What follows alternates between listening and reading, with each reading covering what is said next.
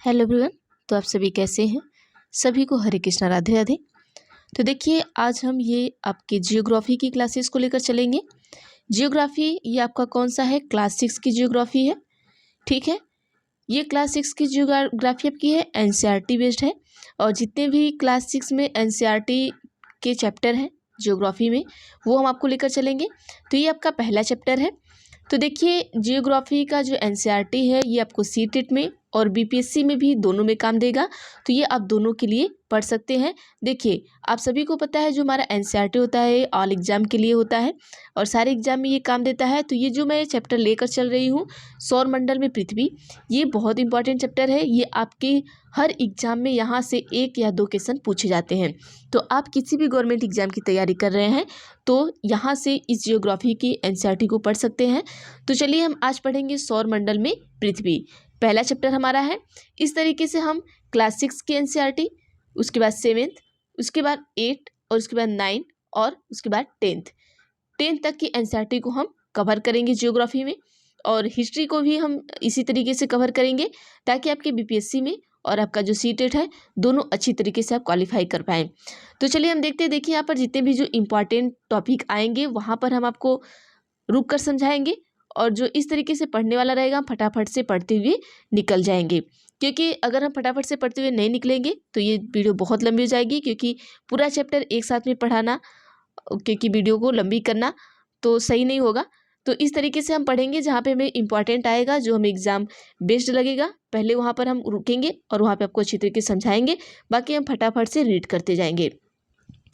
तो चलिए हम देखते हैं। पहला हमारा चैप्टर का नाम क्या है? सौरमंडल में पृथ्वी। आइए स्टार्ट करते हैं। सूर्यास्त के बाद आकाश को देखना कितना अच्छा लगता है। आसमान में पहले 1 या 2 चमकते बिंदु ही दिखते हैं, किंतु बाद में इनकी संख्या बढ़ती जाती है। आप उनकी गणना नहीं कर सकते। संपूर्ण आकाश छोटी छोटी चमकदार वस्तुओं से भर जाता है, जिनमें से कुछ चमकीले होते हैं एवं कुछ धुंधले होते हैं। ये बात किसकी कर रहा है? ये टिमटमाते हुए तारे की बात कर रहे हैं सभी। ऐसा प्रतीत होता है मानो आकाश में हीरे जड़े हों। इनमें से कुछ टिमटिमाते प्रतीत होते हैं, लेकिन अगर आपको ध्यान से उनको देखेंगे, आप उनको क्या करेंगे, ध्यान से देखेंगे तो आप पाएंगे कि इनमें से कुछ की टिमटिमाहट अन्य से अलग है। ये बिना किसी टिमटिमाहट के चंद्रमा के समान चमकते हैं। देखिए, कुछ ऐसे होते हैं जो टिमटिमाते हैं, कुछ ऐसे होते हैं जो टिमटिमाते नहीं हैं, फिर भी वे क्या करते हैं, चंद्रमा की तरह चमकते हैं। इन चमकीली वस्तुओं के साथ आप लगभग प्रतिदिन चंद्रमा को भी देखते हैं। यह अलग अलग पर अलग अलग आकार तथा अलग अलग स्थिति में दिखाई पड़ता है। आप पूर्ण चंद्र को लगभग 1 महीने में एक बार देख सकते हैं। तो यहाँ पर ये इंपॉर्टेंट हो सकता है कि पूर्ण चंद्रमा को आप महीने में कितनी बार देख सकते हैं? तो पूर्ण चंद्रमा को आप लगभग 1 महीने में एक बार देख सकते हैं। ठीक है, आइए आगे देखते हैं क्या है कि यह पूर्ण चंद्रमा वाली रात या पूर्णिमा होती है। इसी को हम क्या कहते हैं? पूर्णिमा कहते हैं। 15 दिन के बाद आप इसे नहीं देख सकते। यह नए चंद्रमा की रात्रि या अमावस्या होती है। ये क्या होती है? अमावस्या होती है। ऐसी रात में अगर आसमान साफ है तो आप आसमान का अवलोकन अच्छी तरीके से कर सकते हैं।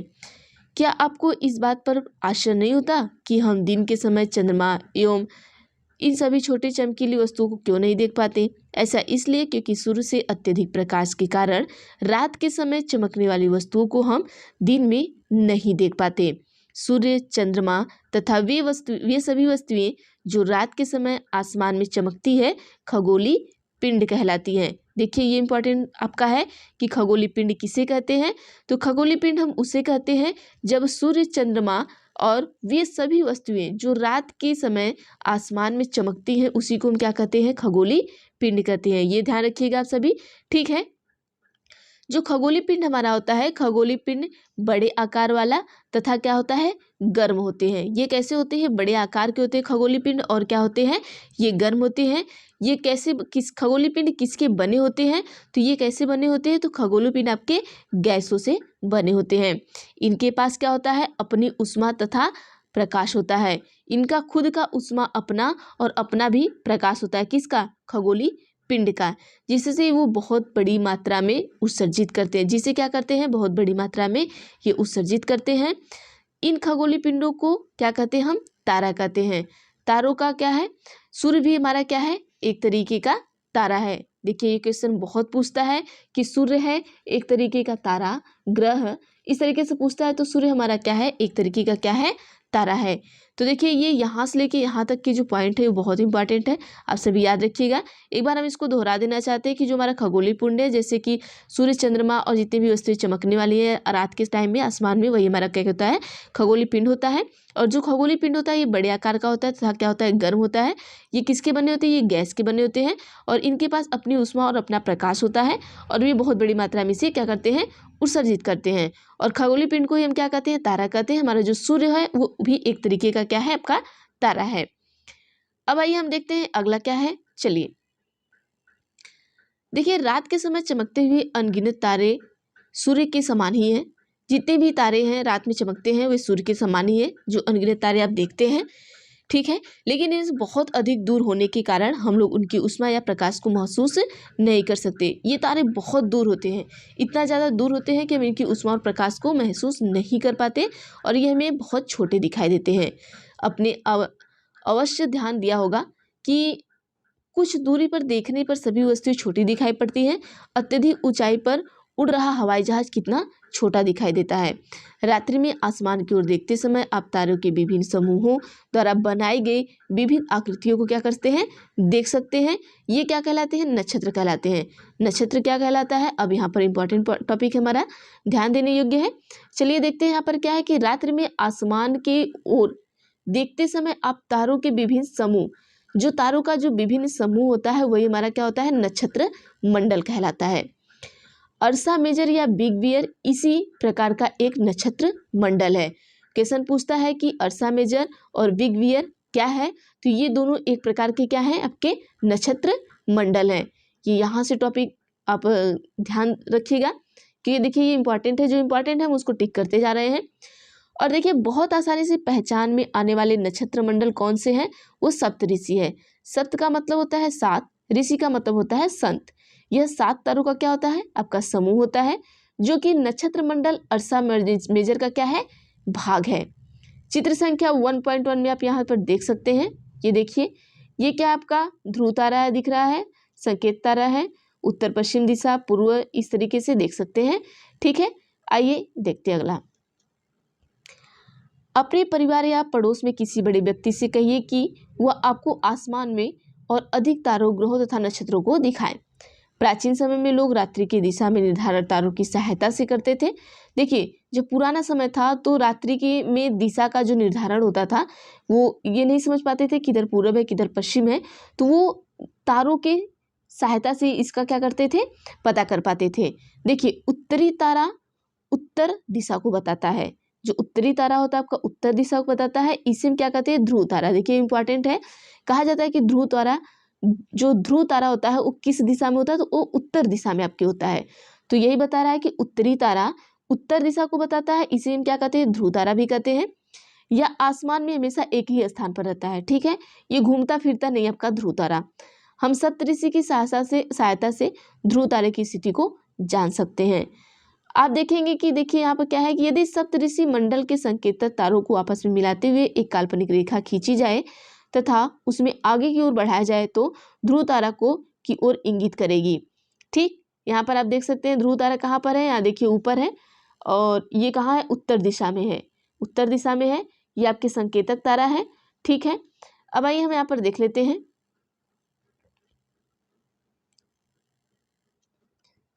चलिए देखिए कुछ खगोलीय पिंड ऐसे होते हैं कि खगोलीय पिंडों में अपना प्रकाश एवं ऊष्मा नहीं होता है, वे तारों के प्रकाश से प्रकाशित होते हैं।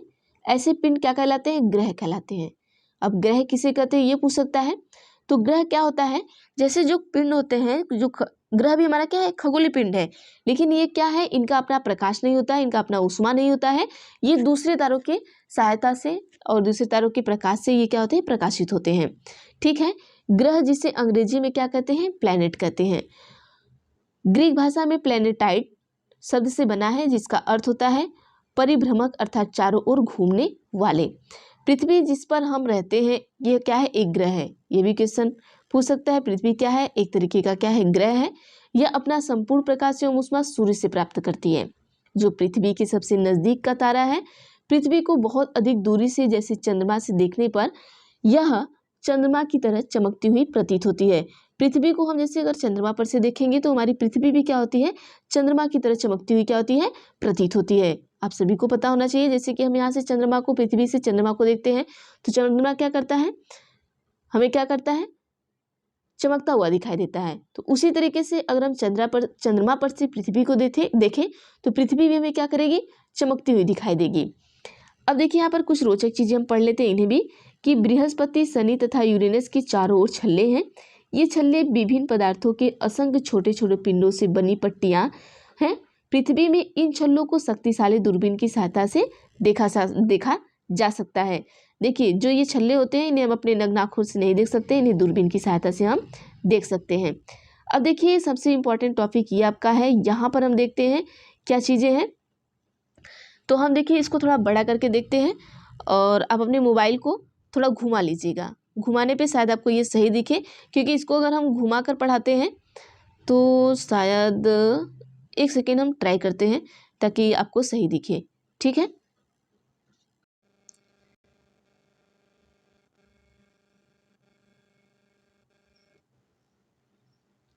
चलिए यहाँ पर हम देखते हैं, क्योंकि ये देखिए इस तरीके से बना हुआ है कि हम इसे सीधा नहीं कर पा रहे हैं और ये नहीं होगा, तो आप अपनी मोबाइल को थोड़ा सीधा करके देखिएगा तो शायद आपको सही दिखे।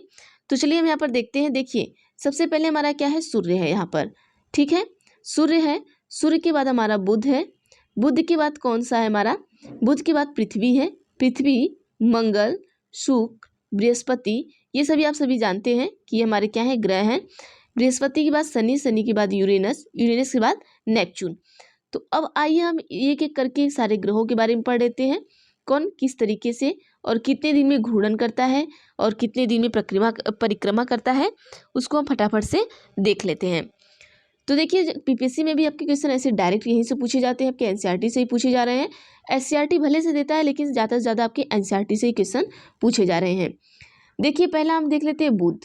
बुध जो हमारा था सूर्य के चारों ओर एक क्या करता है, एक परिक्रमण करता है। वो कितने दिन में करता है, 88 दिन में।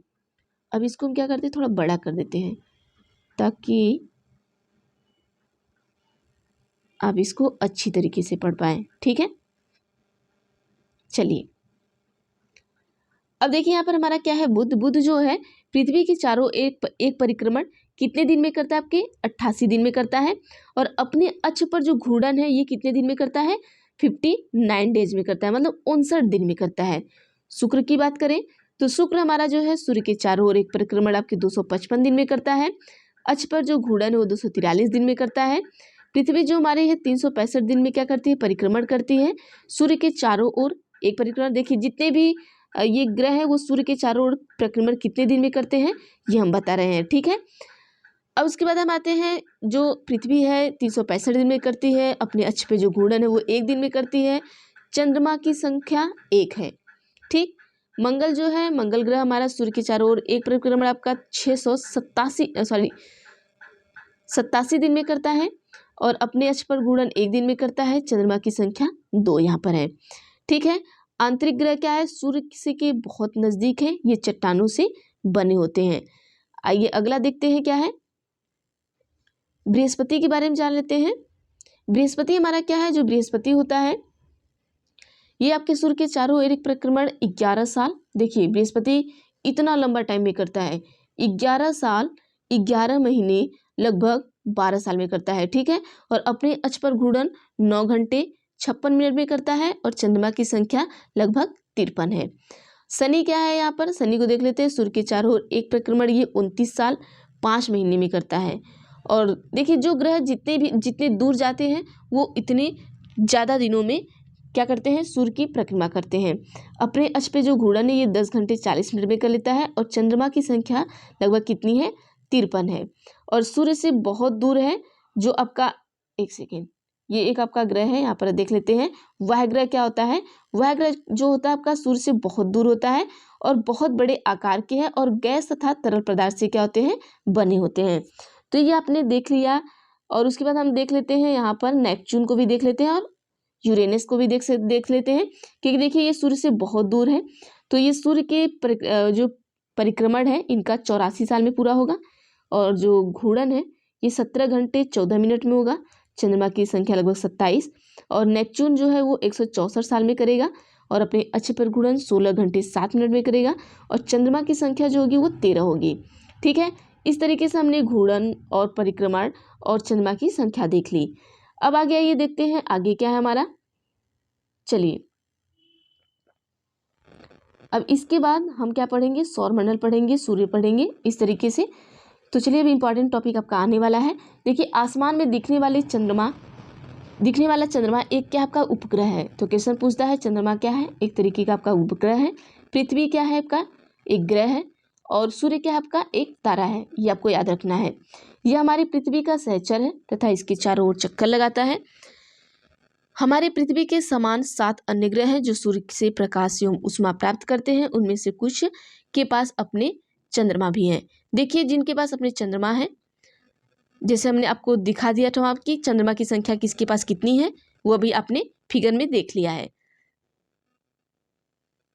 अब हम चलिए पढ़ते हैं सौरमंडल के बारे में।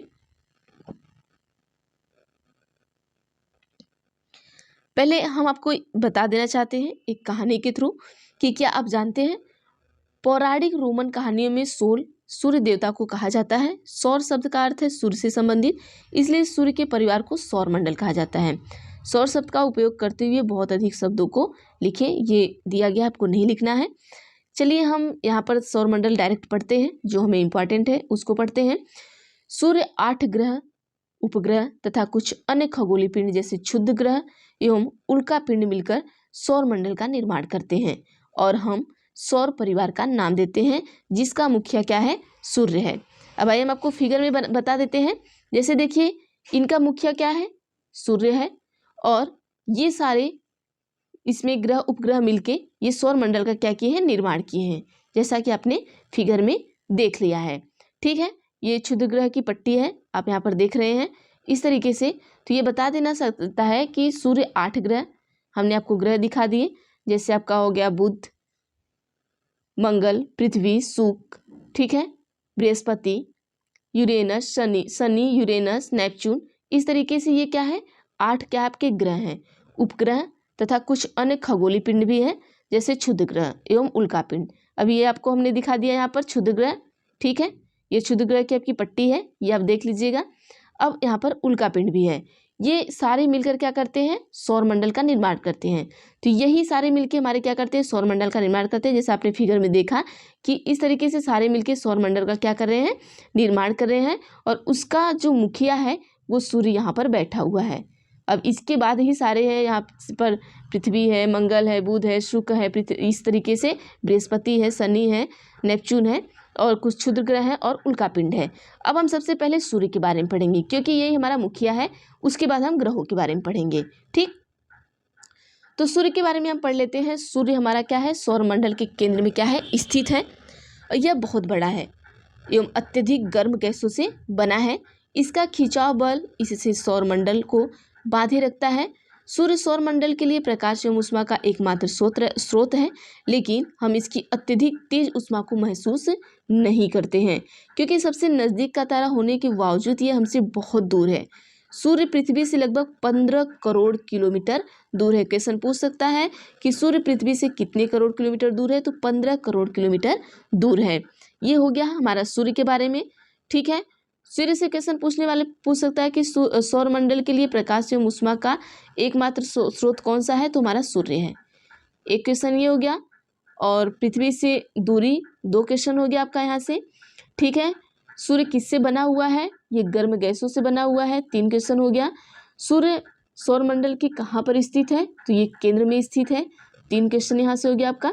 ठीक है, इस तरीके से यहाँ से क्वेश्चन बनते हैं। अब ग्रह के बारे में हम पढ़ लेते हैं। ठीक है, चलिए ग्रह के बारे में पढ़ते हैं। ग्रह क्या है, हमारे सौरमंडल में कितने ग्रह हैं, 8 ग्रह हैं, ये आपको याद रखना है।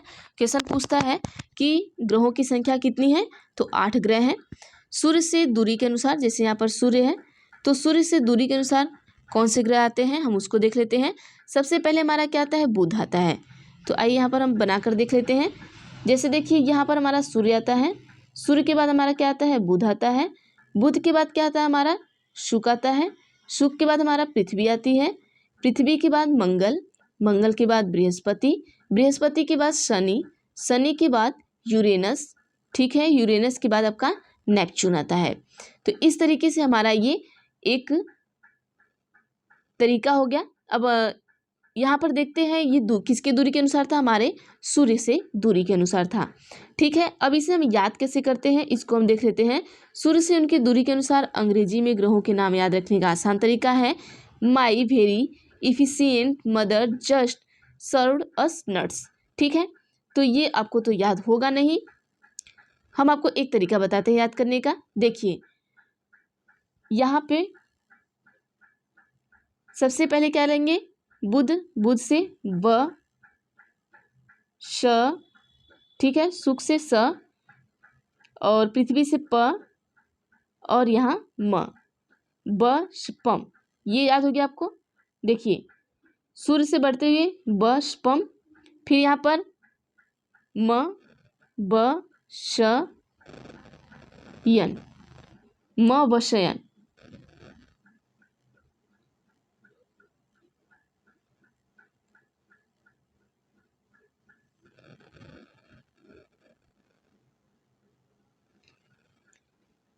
देखिए आप यहाँ पर इस तरीके से याद कर सकते हैं कि जो यहाँ पर पहला पहला जो आपका वर्ड है, जैसे बुध का ब है, शुक्र का श है, पृथ्वी का प है, मंगल का म है तो बपशम, और इस तरीके से ब शपम, ठीक है।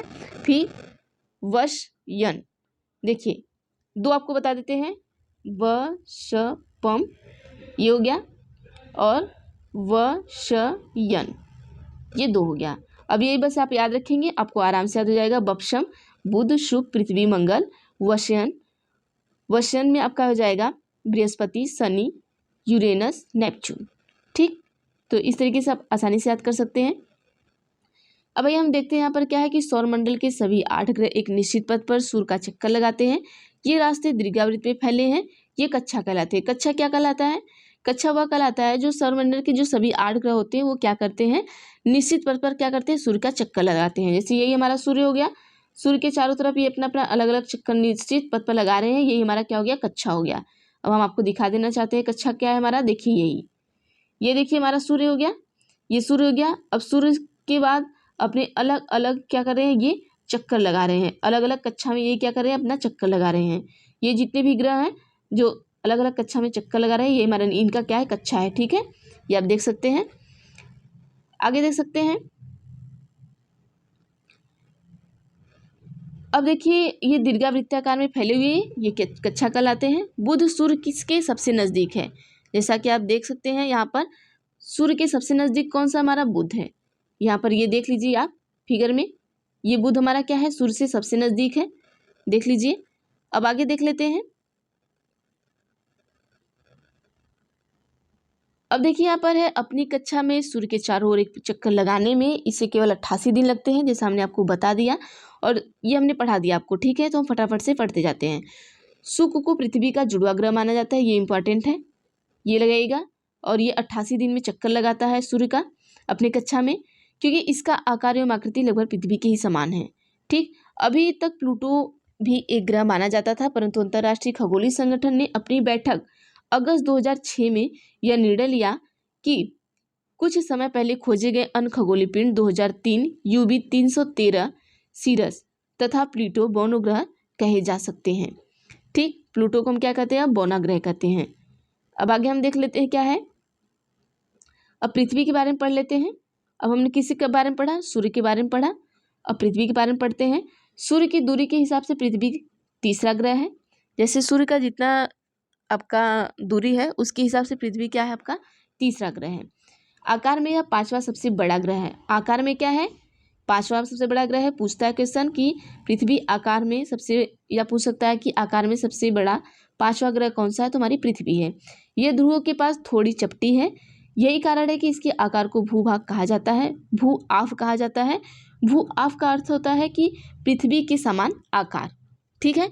जीवन के लिए अनुकूल परिस्थितियां संभवतः केवल पृथ्वी पर ही पाई जाती है। पृथ्वी न तो अधिक गर्म है और न ही अधिक ठंडी है। यहाँ पानी एवं वायु उपस्थित है जो हमारे जीवन के लिए आवश्यक है। वायु में पृथ्वी के लिए आवश्यक गैसें जैसे ऑक्सीजन मौजूद है। इन्हीं कारणों से पृथ्वी सौरमंडल का अद्भुत ग्रह कहलाता है। अंतरिक्ष से देखने से पृथ्वी क्या होती है, हमें नीला दिखाई देती है। आप सभी को पता है नीली दिखाई पड़ती है क्योंकि इसकी 2/3 सतह पानी से ढकी हुई है, इसलिए इसे क्या कहते हैं, नीला ग्रह कहते हैं। अब आइए, अब पृथ्वी के सूर्य के बारे में हो गया, पृथ्वी के बारे में हो गया। अब हम देखते हैं चंद्रमा के बारे में।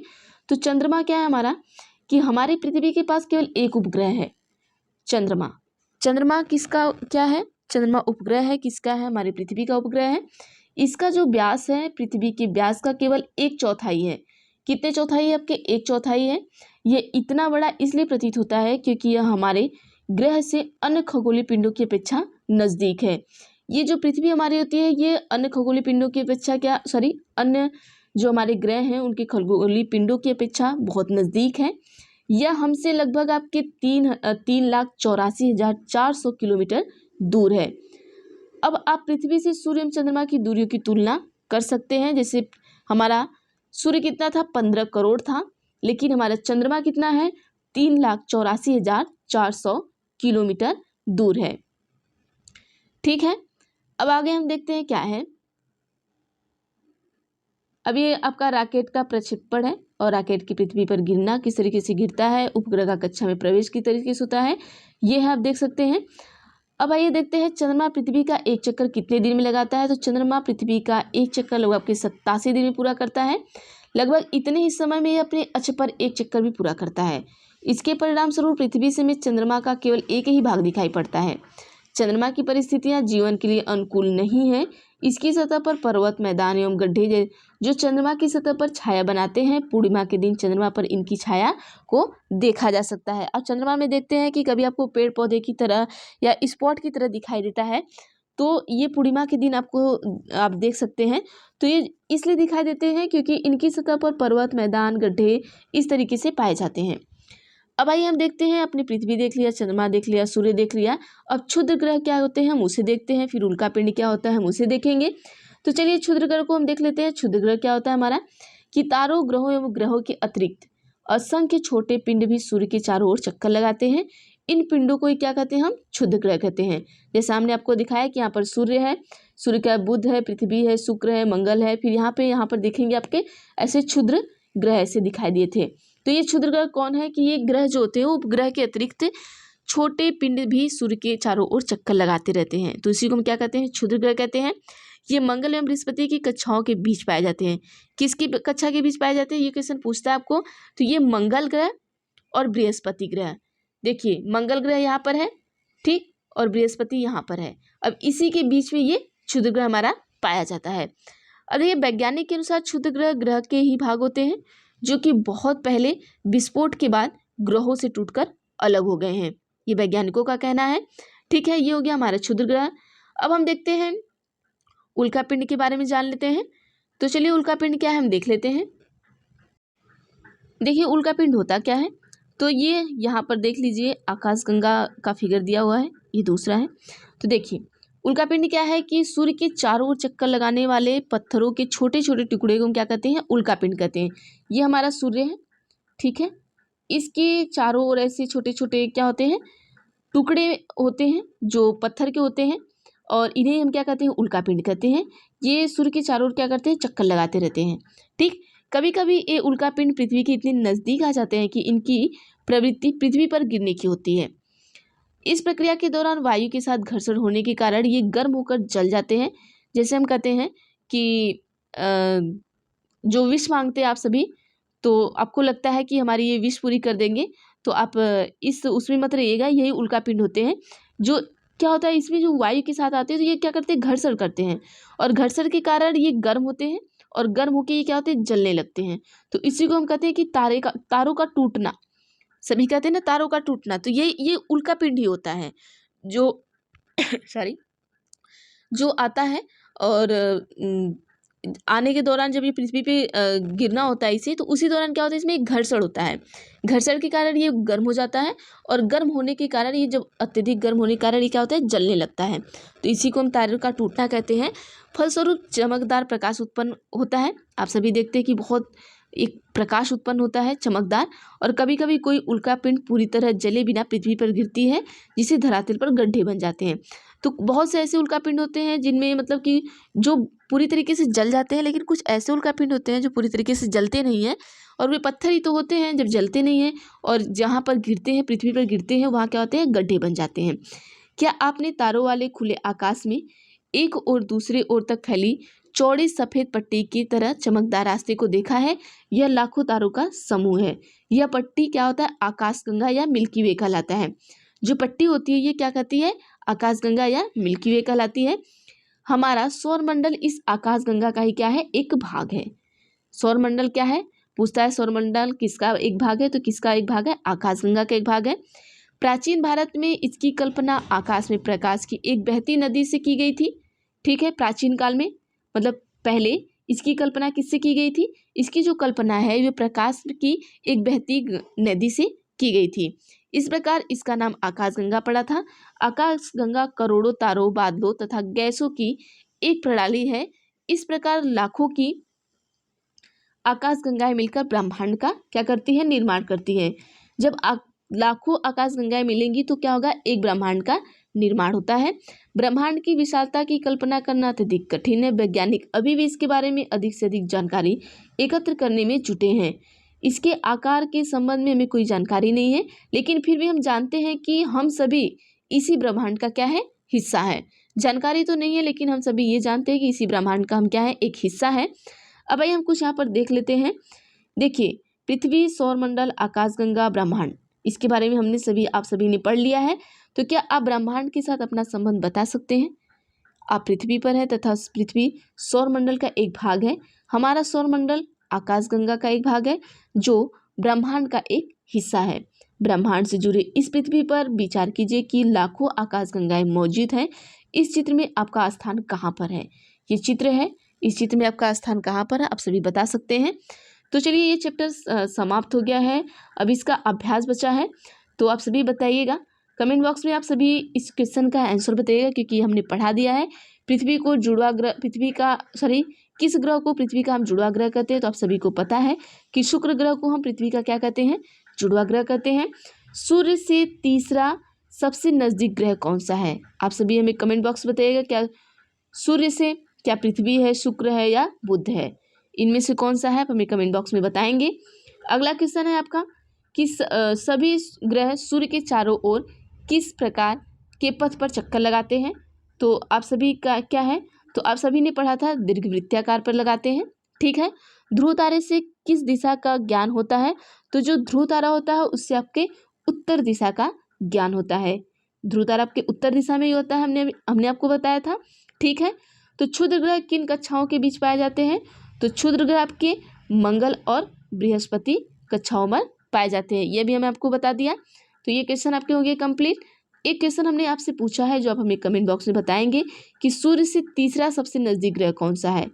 हमने पहले का बता दिया उत्तर, तीसरे का, चौथे का, पांचवे का, सभी हमने बता दिया है, आपको बताना है। ठीक है। और ये रहा आपका खाली स्थान, और बाकी तो सारे हमने बता ही दिए हैं। चलिए, बस आज के लिए इतना ही करते हैं। अब यहाँ पर देखिए, उस क्वेश्चन का आपको उत्तर यहाँ पर मिल सकता है। जैसे कि ये पृथ्वी, सूर्य है, सूर्य से क्या पूछा था, तीसरा ग्रह पूछा था, तो बुध, शुक्र और पृथ्वी। तो यहाँ से भी आप क्वेश्चन को आप हमें कमेंट बॉक्स में करके बता सकते हैं। उसके बाद मंगल है, बृहस्पति है, शनि है, यूरेनस है और नेपच्यून है। तो आंसर हम बताएंगे नहीं, आप हमें कमेंट बॉक्स में बताइएगा। अब यहाँ पर हम देख लेते हैं, जैसे देखिए एक क्रम हम देख लेते हैं, ये भी इंपॉर्टेंट है, आपको आता है। चलिए देखिए, सबसे लंबा सूर्य, सबसे छोटा चंद्रमा, बुध, मंगल, शुक्र एवं पृथ्वी लगभग समान लंबाई वाले होते हैं। नेपच्यून, यूरेनस, शनि और बृहस्पति पहले के 4 ग्रहों से लंबे, लेकिन सूर्य से क्या होते हैं, छोटे होते हैं। ये हमने बता दिया आपको। अब इसमें कुछ ऐसा इंपॉर्टेंट तो बचा नहीं है। चलिए, अब हम नेक्स्ट वीडियो में देखेंगे अगला क्वेश्चन। और देखिए, ये जो आपके अभ्यास वाले क्वेश्चन हैं, वे हम एक अलग से वीडियो लेकर आएंगे, ताकि अभ्यास वाले क्वेश्चन को हम आसानी से कर लें। और कुछ क्वेश्चन को हम करते जाएंगे, जो क्वेश्चन हम कर रहे हैं ऐसा नहीं हम आपको नहीं बताएंगे, वे आगे जब हम अभ्यास वाला क्वेश्चन लेकर आएंगे, वीडियो आएंगे, तो उसमें आपको बता देंगे। ये पहला चैप्टर आपका कंप्लीट हो गया क्लास 6 के एनसीईआरटी का। अब कल हम देखेंगे आपके क्लास 6 के एनसीईआरटी का दूसरा चैप्टर। ठीक है, तो थैंक यू एवरीवन। वीडियो कैसी लगी आप सभी हमें कमेंट बॉक्स में कमेंट करके बताइएगा और ज़्यादा से ज़्यादा शेयर करिएगा और सभी लाइक प्लीज़ किया करिए ताकि ये वीडियो ज़्यादा से ज़्यादा लोगों तक पहुँच सके।